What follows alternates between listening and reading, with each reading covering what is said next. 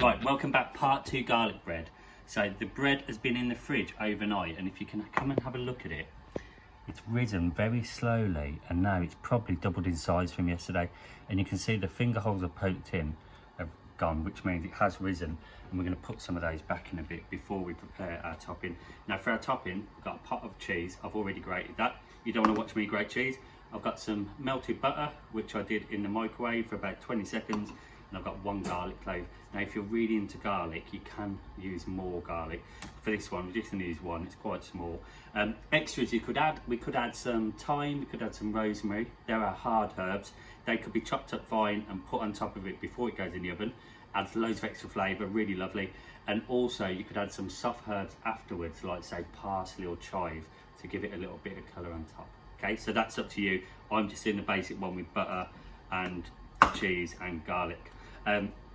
So first, prepping our garlic cloves. So I want to grate this today. I'm going to grate it on this side, if you come and have a look, so it's nice and fine. If I do it on that one, it all gets stuck in there, and if I do it on that one, it's far too big. So normally it's this one on the side, small open holes. Okay, so to do my garlic, I'm going to chop the little root end off. So little root end's gone. I'm going to chop the other end off, try not to lose too much, and then I'm going to just chop this. Oh, actually, it could peel itself. I'm going to press down in it with my knife carefully to crush it a little bit, get the skin off, nice and easy. And then I'm just going to onto a clean board, and I've got my brown board because I'm doing vegetables. I'm going to just grate this garlic.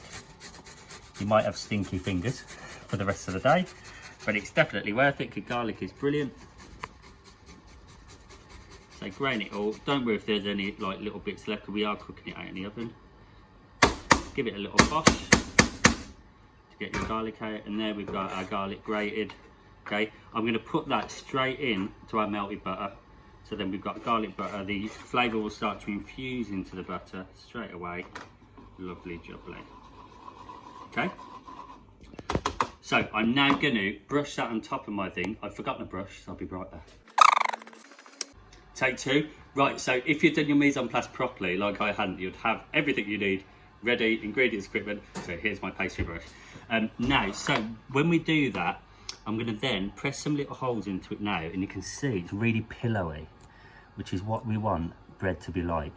If I push in the holes, it's a little bit like focaccia. Do this carefully because we want to keep the air in the other bits. And what we're making is little holes, little wells for our lovely garlic butter to go into. So I've got my garlic butter. I could also put maybe a bit of salt into that if I wanted, or a bit of pepper. But I'm just going to keep this one simple, so it's as quick as we can. And you don't get bored of watching me. So I'm spreading that on, making sure everything's got a nice even spread.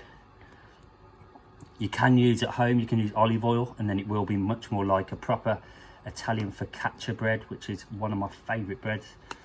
So make sure it's all got an even one, and then with the last bits, chunky bits of garlic, I can kind of lift them out with my spoon and make sure they're spread out. But you can see those little wells that I've made with my finger are catching the butter. They're catching the lovely garlic. Get it all in there. The more you put on, the more flavour you'll get.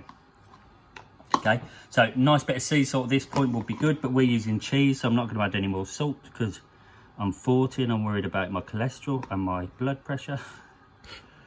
So here we go. The cheese recommended is quite a lot. Now again, I like more of just a plain garlic bread, so I'm going to stop my cheese there.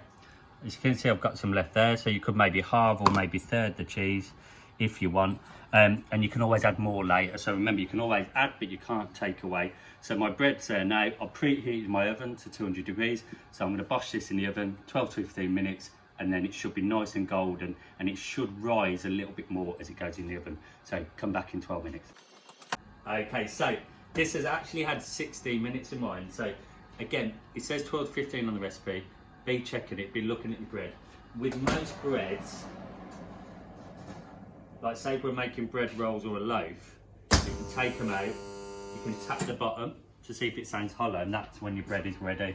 With this one, it's slightly different because it's hot, it's got butter on, so we're just going to have to rely on what it looks like on top. Now it's lovely golden brown, the cheese is cooked, I can see the garlic's cooked out as well, which is good, so it won't be raw.